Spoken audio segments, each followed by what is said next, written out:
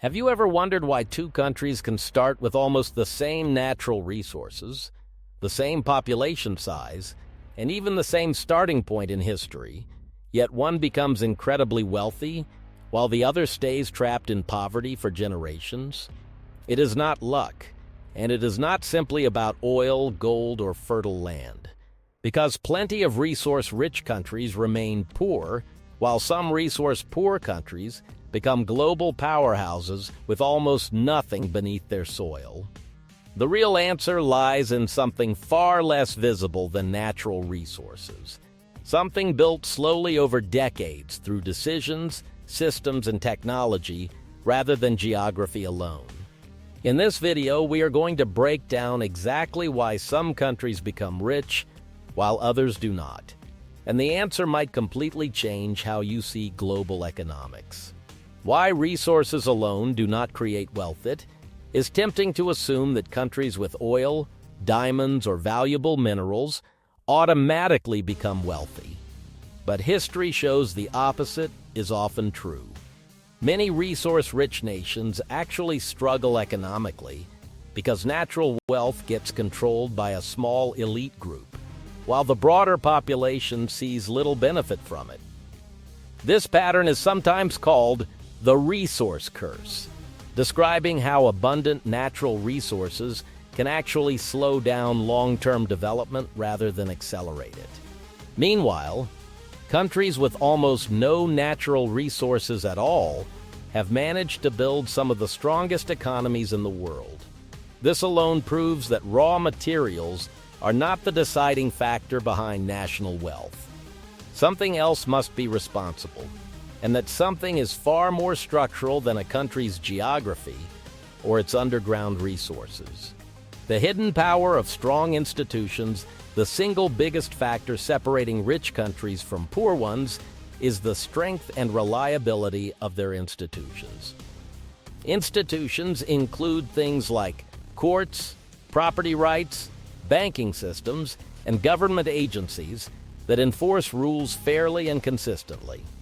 When institutions are strong, people trust that if they build a business or save money, their success will not simply be taken away by corruption or unfair laws. This trust encourages investment, innovation, and long-term planning. Why weak institutions trap countries in poverty in countries with weak institutions?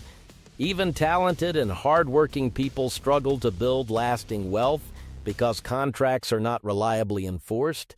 Property can be seized unfairly, and corruption drains resources away from productive use. This is why two neighboring countries with similar geography and culture can end up with completely different economic outcomes, simply because one built institutions people could trust while the other did not. Why property rights change everything. One of the clearest examples of institutional strength is the protection of property rights. When people know that what they build, buy, or earn cannot be arbitrarily taken away by the government or powerful individuals, they are far more willing to invest time and money into long-term projects. A farmer will only improve land if they believe they will still own it next year. And a business owner will only expand a company if they trust their profits will not simply be seized. Countries that developed strong and predictable property rights systems early in their history created an environment where citizens felt safe accumulating wealth over generations. This safety encouraged risk-taking, entrepreneurship, and reinvestment, slowly building the foundation for modern economic prosperity that still shapes global wealth distribution today. Decades after those original systems were first put in place. How technology becomes a multiplier for growth beyond institutions. Technology plays an enormous role in determining which countries pull ahead economically. Nations that successfully adopt new technology, whether that is agricultural machinery, manufacturing equipment, or digital infrastructure, are able to produce more output using the same amount of labor and land. This increased efficiency creates a compounding effect. where small technological advantages accumulate into massive economic gaps over just a few decades. Countries that invested early in education, research, and industrial technology were able to leapfrog nations that remained dependent on manual labor and outdated production methods. This explains why some countries transformed from largely agricultural economies into advanced industrial powers within a single generation, while others remained economically stagnant despite having access to similar global markets. The role of education in long-term growth education acts as the bridge that allows countries to actually use new technology effectively once it becomes available. A country can import the most advanced machinery in the world, but without a workforce capable of operating, maintaining, and improving that technology, the investment produces limited economic benefit. This is why nations that prioritized widespread education early in their development often experienced faster and more sustainable economic growth compared to countries that neglected schooling for the majority of their population. Over time, an educated population also becomes capable of creating new technology rather than simply importing it from wealthier nations. This shift from technology user to technology creator marks a critical turning point in a country's economic development, often separating middle-income nations from truly wealthy ones over the following decades. Countries that reached this turning point earliest often became the innovation hubs that other nations later depended on for new tools, systems, and ideas. Why political stability attracts investment. Political stability plays a massive role in determining where global investment flows. Businesses and investors are naturally hesitant to commit large amounts of capital to countries experiencing frequent political upheaval, unpredictable policy changes, or civil conflict. Even countries with excellent natural resources and hardworking populations struggle to attract investment if political instability makes long-term planning nearly impossible.